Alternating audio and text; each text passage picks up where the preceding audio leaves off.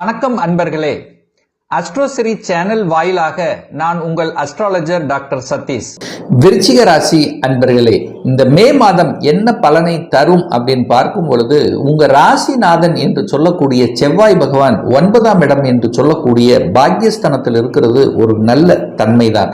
ஆனா அங்க செவ்வாய் நீச்சமாக இருக்கு. அப்ப ஏதாவது கெடுதல் நடந்து விடுமா அப்படின்னா நிச்சயமாக இல்லை. ஏன்னா திக்பலத்துக்கு அருகில் தான் உட்கார்ந்து இருக்கு. அதனால செவ்வாயினால பெரிய பாதிப்பு ஏற்படுத்த போவதில்லை. உங்க மனசு, எண்ணம், செயல், சிந்தனைகள் சிறப்பு பெறக்கூடிய ஒரு நல்ல மாதம் தான்.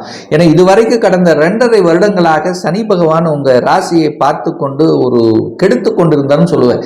என்ன கெடுப்பார்? கொஞ்சம் பிடிவாத குணம் இருந்தது, ஆக்ரோஷம் இருந்தது, மந்தம் இருந்தது, டல்லா இருந்தது, ஒரு சோம்பேறித்தனம் இருந்தது, எதுவும் நடக்கல அப்படிங்கிற தன்மை இருந்ததல்லவா. இப்ப சனி விலகி விட்டார். அதாவது அர்த்தாஷ்டம சனியாக உங்களுக்கு இருந்தது விருச்சிக ராசி என்பர்கள். அதாவது அஷ்டம சனியில ஒரு பாதி வழி கொடுத்து கொண்டிருந்தது. இப்ப அந்த சனியால உங்களுக்கு அத்தனை பிரச்சனைகள் விலகி விட்டது. அதே சமயத்தில் உங்களுக்கு உங்க மனசு, எண்ணம், செயல், சிந்தனையில் குழப்பமாக இருந்த சில விஷயங்கள் இப்ப நல்லது நடக்கக்கூடிய தன்மை. என்ன நல்லது? பணம் கொடுத்து வச்சு அது வரலையே என்று கவலைப்பட்டு கொண்டிருந்த இந்த விருச்சிக ராசி என்பதற்கு அந்த பணம் ரிட்டர்ன் ஆகக்கூடிய சந்தர்ப்பங்கள் உள்ளது. இது ஒரு பாசிட்டிவ் பாயிண்ட். அதே சமயத்தில் எங்காவது ஒரு இடத்துல மறைவாக இருந்த பணம், இன்சூரன்ஸ் பணம், அந்த மாதிரி திடீர் என்று பணம் வரக்கூடிய வாய்ப்புகள், சந்தர்ப்பங்கள் இந்த விருச்சிக ராசி என்பவர்களுக்கு உண்டு. ஏன்னா 2ஆம் அதிபதியாக இருக்கக்கூடிய குரு பகவான் 8ஆம் இடத்தில் போய் அமரப் போகிறார். அட்டமஸ்தானத்துல போய் அமரப் போகிறார். அமர்ந்தாலும் அங்க 2ஆம் இடத்தை பார்க்கிறார். அப்போ திடீர் அதிர்ஷ்ட வாய்ப்புகள் உண்டு. தனம் திடீர் என்று வரக்கூடிய வாய்ப்புகள், திடீர் என்று குடும்பம் அமையக்கூடிய தன்மைகள். அப்போ வரன் அமையக்கூடிய தன்மம், குடும்பத்தில் ஒரு உறுப்பினர்களை இணைத்துக் கொள்ளக்கூடிய விஷயங்கள், இதெல்லாமே நல்லபடியாக நடக்கக்கூடிய ஒரு நல்ல மாதம் இந்த விருச்சிக ராசி அன்பர்களுக்கு.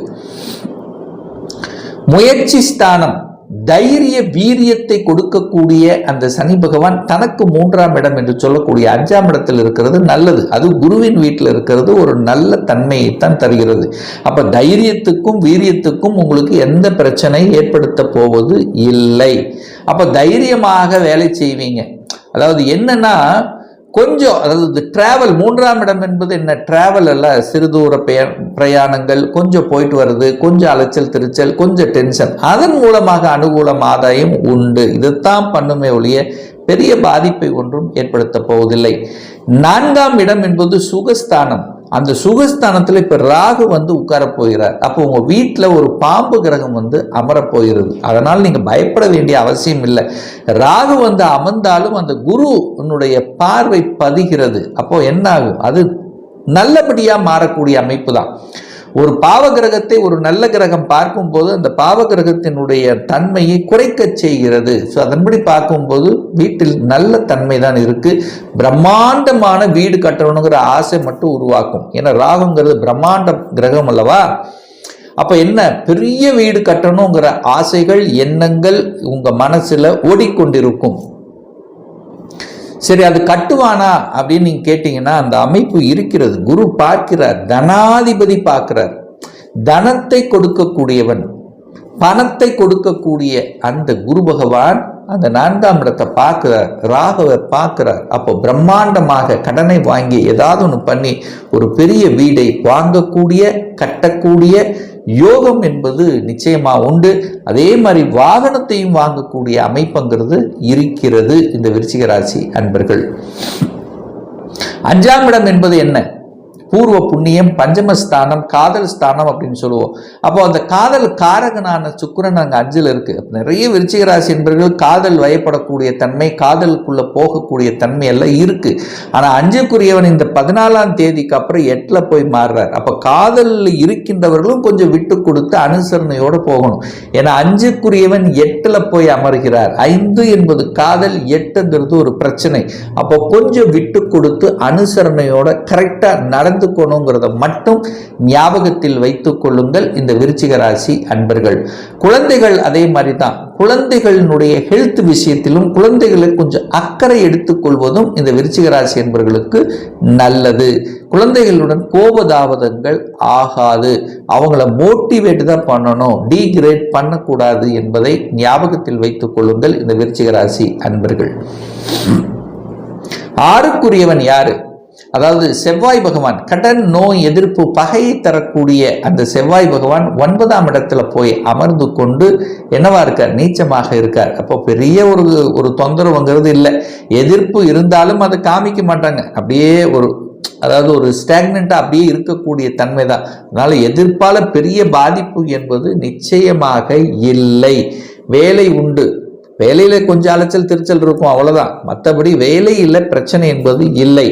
சரி, எனக்கு இதுவரைக்கும் வேலையே கிடைக்கல சார், ஒரு 2-3 மாசமா தேடிட்டு இருக்கேன் அப்படின்னு இருக்கக்கூடிய இந்த விருச்சிக ராசி என்பர்கள் இந்த மாதத்தினுடைய பிற்பகுதியில ஒரு நல்ல வேலை, படித்த படிப்புக்குண்டான வேலை கிடைப்பதற்கான அத்தனை சாத்தியக்கூறுகளும் தென்படுகிறது. அதனால அதற்கான முயற்சி எடுங்க, சக்சஸ் கொடுக்கும். அது குரு பகவான் போய் 8ல உட்கார்ந்துட்டார் அல்லவா, அப்ப நீங்க எங்க வேலை கிடைக்கும்? உங்க ஊரை விட்டு வெளியில தான் வேலை கிடைக்கும். இப்போ ஊருக்குள்ளேயே தேடிட்டு இருக்கீங்க, உங்க டிஸ்ட்ரிக்ட்குள்ளேயே தேடிட்டு இருக்கீங்கன்னா கொஞ்சம் ஒரு இழுபடியாகத்தான் இருக்கும். அதனால இந்த விருச்சிக ராசி என்பவர்கள் வேலை தேடுபவர்கள் இப்போ அதர் டிஸ்ட்ரிக்ட், அதர் ஸ்டேட், வெளிநாடு இந்த மாதிரி அப்ளை பண்ணீங்கன்னா இமீடியட்டா உங்களுக்கு சக்சஸ் கொடுக்கக்கூடிய அமைப்புங்கிறது இந்த கோச்சார ரீதியாக தெளிவாக தெரிகிறது.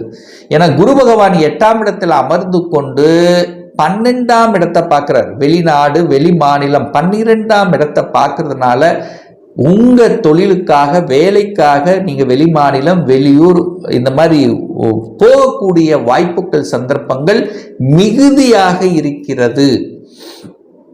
அப்போ வெளிநாட்டு தொடர்புகள், அந்நிய மத தொடர்புகள், வெளிநாட்டு நண்பர்கள் கிடைக்கப் பெறக்கூடிய ஒரு மாதமாக இந்த விருச்சிகத்துக்கு அமையும்.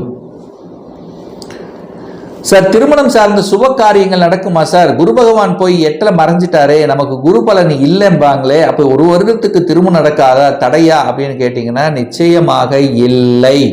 குரு பகவான் 8ஆம் இடத்தில் அமர்ந்து கொண்டாலும் 2ஆம் இடமான குடும்பஸ்தானத்தை பார்க்கிறார்.